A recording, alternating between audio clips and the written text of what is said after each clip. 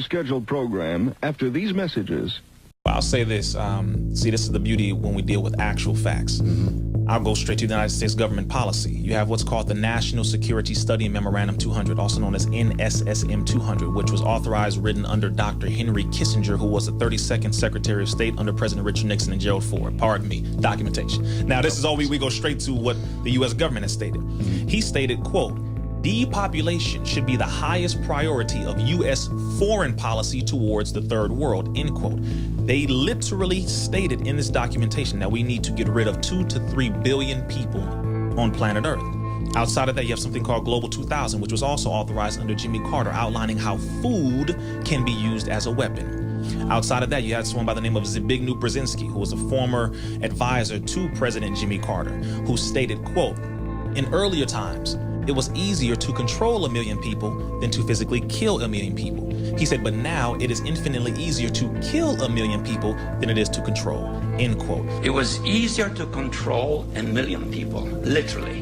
It was easier to control 1 million people than physically to kill 1 million people. Today, it is infinitely easier to kill 1 million people than to control. So what you're dealing with is the food, the air, the water, reproductive services, Planned Parenthood, and all these different arenas are being used to go towards an effort of getting rid of human beings, black, white, and all in between, by the billions. I ask, well, what is going to happen to those people that we can't re-educate, that are die-hard capitalists?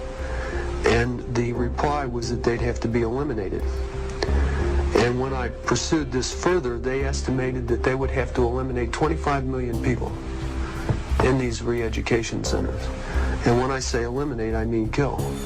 The negative impact of population growth on all of our planetary ecosystems is becoming appallingly evident.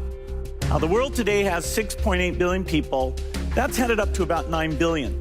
Now, if we do a really great job on new vaccines, healthcare, reproductive health services, we could lower that by perhaps 10 or 15%. But at this point, they are looking at the reality that people are waking up too fast.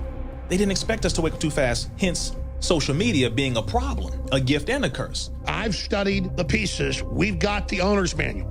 We've got the blueprint, and let me tell you, it ain't pretty. UN climate change official says we should, quote, "make every effort to depopulate the planet," close quote. There is pressure in the system to go towards that. We should do everything possible to carry that out. I mean, these people are totalitarians. It's eugenics. It's depopulation program.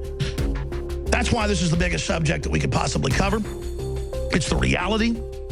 And so you think about that, and you think about what's going on long and hard. You better look into it, folks. You better find out it's real, okay?